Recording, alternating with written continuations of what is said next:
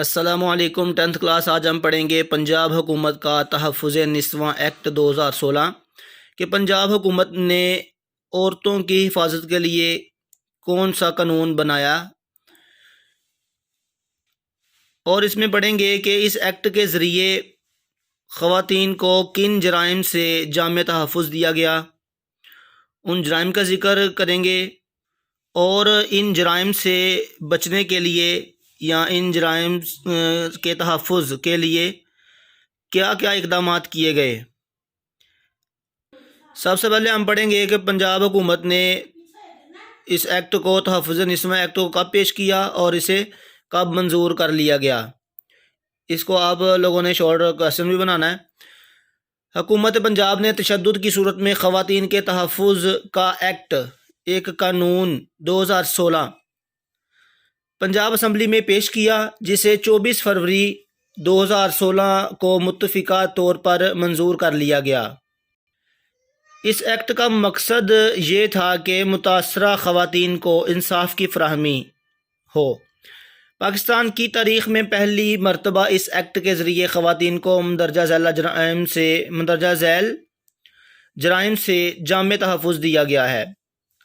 کون کون سے جرائم ہیں جن جرائم سے عورتوں کو تحفظ دیا گیا اس ایکٹ کے ذریعے؟ گھریلو تشدد، جذباتی اور نفسیاتی بدسلوکی، معاشی عدم مساوات یعنی کہ تجارت کے حوالے سے برابری والا سلوک نہ کیا جانا، ہراساں کرنا یعنی کہ ڈرانا دھمکانا، سائبر کرائمز یعنی موبائل یا انٹرنیٹ کے ذریعے کیے جانے والے جرائم یا دھمکیاں وغیرہ سائبر کرائمز میں شمار ہوتی ہیں۔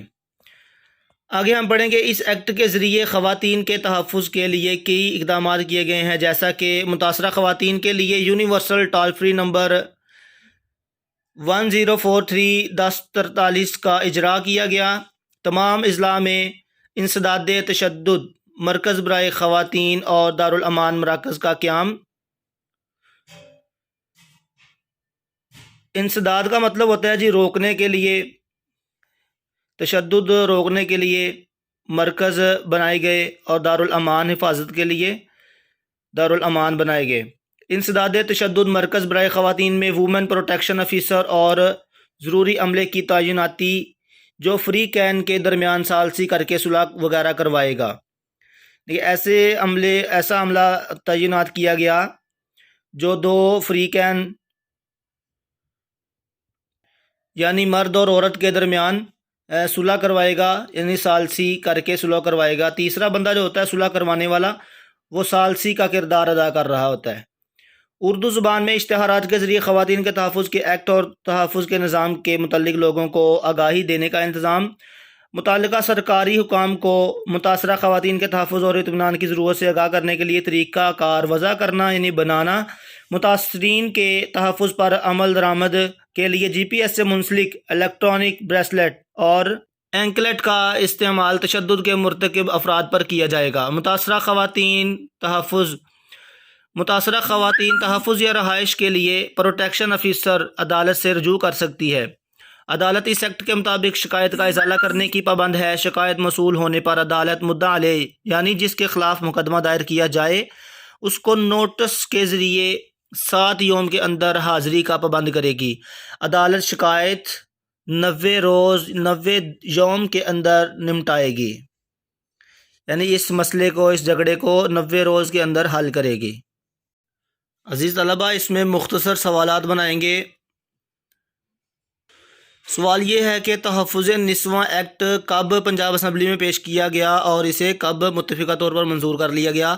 اس سوال کا جواب ہے حکومت پنجاب نے یہاں سے شروع ہو رہا ہے اور منظور کر لیا گیا، یہاں تک اس مختصر سوال کا جواب ہے۔ یہاں پہ ایک اور سوال بنائیں گے۔ تحفظ نسواں ایکٹ 2016 میں خواتین کو کن جرائم سے جامع تحفظ دیا گیا؟ یہ سوال لکھیں گے ایسے، اور اس سوال کا جواب لکھیں گے۔ یہ 5 پوائنٹ جو ہیں اس سوال کا جواب ہیں۔ گھریلو تشدد یہاں سے لے کر سائبر کرائم تک اس سوال کا جواب ہے۔ آگے لانگ کویسچن نمبر 2 کا آنسر شروع ہو رہا ہے۔ لانگ کویسچن نمبر 2 ہے پنجاب حکومت کے تحفظ نسواں ایکٹ 2016 کے چیدہ نکات بیان کریں۔ اس سوال کے جواب میں خواتین کے تحفظ کے لیے جو اقدامات کیے گئے ہیں وہ تمام اقدامات اس سوال کے جواب میں ذکر کریں گے۔ یہاں سے شروع ہو رہا ہے اس سوال کا جواب۔ متاثرہ خواتین کے لیے یونیورسل ٹول فری نمبر 1043 کا اجرا۔ اس نمبر کو بھی انڈرلائن کریں، ہائی لائٹ کریں، اس کو یاد کریں ایم سی کیوز کے لیے۔ اور یہاں تک لانگ کویسچن نمبر 2 کا آنسر ہے۔ عدالت شکایت 90 روز کے اندر نمٹائے گی۔ یہاں تک لانگ کویسچن نمبر 2 کا آنسر ہے۔ عزیز طلبہ، مختصر سوالات کو اپنی نیٹ کاپی پر لکھیں اور لانگ کویسچن اور مکمل سبق کو یاد کریں۔